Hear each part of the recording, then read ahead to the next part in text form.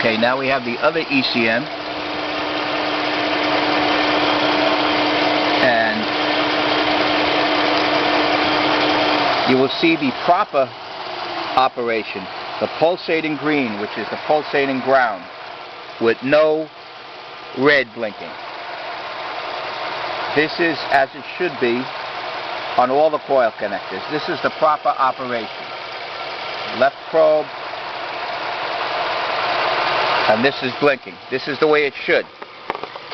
This one works, this ECM works fine with the coil. But note what happens when you jiggle the wire.